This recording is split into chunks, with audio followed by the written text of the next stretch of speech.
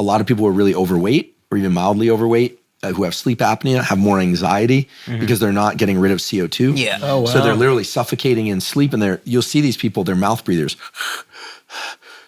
Not even necessarily just people who are overweight. So it's not good to be a mouth breather.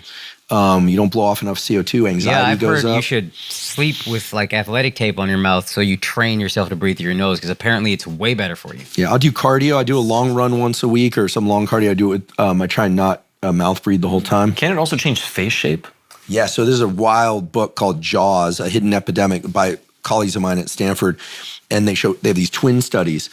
One kid grows up in a culture where they eat a lot of soft food, drinking Capri Sun, eating applesauce, baby food. The other one is, got stuck in the jungle or whatever it is, and they're chewing on bones and chewing their food. And one kid, these are identical twins, has beautiful jaw structure and high cheekbones, and the eyes look nice and clear. The other kid is like droopy, the teeth are there in their mouth breathing. They show this, there's one case of this young girl who she got a pet hamster, I think it was, got a allergy to the hamster, and literally took this beautiful young girl, and her face just starts aging at a rapid rate. They get rid of the hamster. She goes back to nasal breathing. They do a little encouragement of nasal breathing using the mouth closure thing at night, do a little bit of medical tape.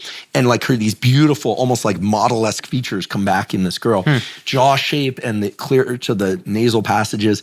Really there's no reason why any of us should ever I had braces, but all your teeth should fit in your mouth, right? And you should be able to put your tongue on the roof of your mouth with your mouth closed. I can't quite do it. Your palate should be somewhat wide, and so when we see, now there's the jawshape is really big in Hollywood. That and peptides are like taking over. Wait, jawshape? Yeah, they have these like things where like Bouncy mouthpiece. Yeah. The only problem is it makes people drool. It's pretty gross. But Those work? Exercise, they definitely work. They change your facial structure. They dilate the nasal passages. You look at somebody who keeps their facial muscles strong. And this is for women and men, their jaw muscles strong. We're not talking about there's certain people who are like genetic freaks, like my friend Laird Hamilton. He's got, his like big old neck and like huge jaw. Like he looks like an actor from the 70s or something. He's just naturally that way. But people who care about their facial structure, especially who don't want, a lot of people are concerned with like, what's going on with my skin? A lot of women and men are like putting all this stuff on to figure out how to get rid of the droopy eyes. It's actually a facial muscle issue.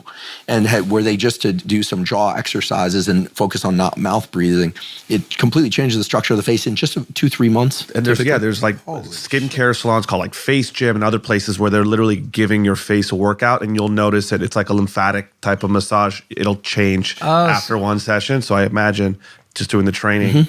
Yeah. So when girls are getting like, maybe this doesn't work actually, when girls are getting filler to like put in like, they have the hollow space or whatever here or here, does that?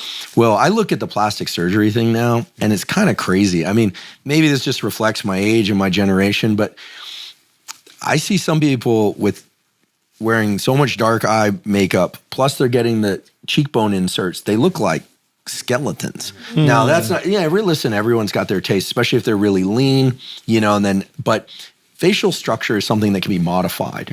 And so chewing hard foods is something we used to do a lot more. All this slurping down of food and calories we know isn't good from the obesity side, but it's also not good from the jaw structure, teeth structure, face structure. And it's all related. So that book Jaws is amazing. People can just look it up online if they want to buy the book. Just do Jaws, mouth structure, face structure, and then just go images, and you'll see these pictures. And this was known in the 1800s. There was a book called Shut Your Mouth by a British doctor who talked about the fact that people who snore sleep like this, and then during the daytime they become mouth breathers.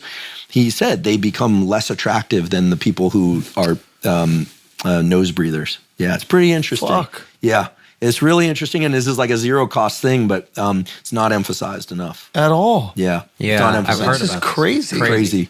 Yeah. I saw random things on like maybe TikTok or Instagram of people who said, I started chewing this thing, or maybe it was the hard gum. I thought, there was a hard gum. Yeah. And I thought that this was some like, just some ploy, some like gimmick. Some TikTok trend. to get some quick money out of people. But no, this is legit. Huh? Yeah. Yeah, and there's also for avoiding orthodontia, like kids who chew hard foods, who have to chew their food, eating real food and chewing their food, not just peanut butter, slurping down food all the time.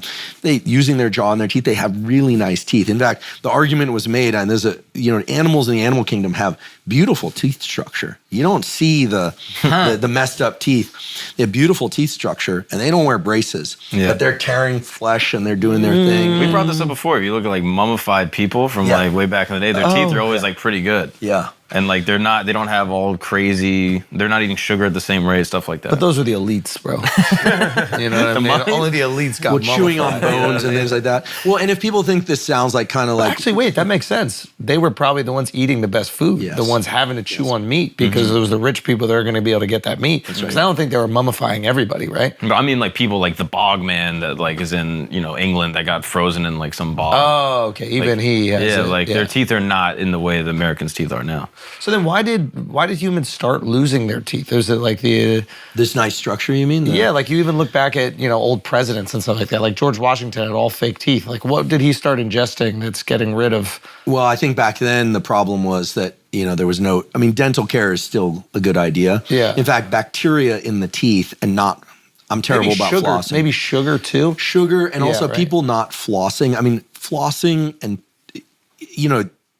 flossing and tooth care actually improves heart health. This is not pseudoscience. Yeah, I've heard that. Because if you have bacteria living in your mouth, right, and starting to take residence in your mouth and they get into your system, it can cause issues for the rest of your body.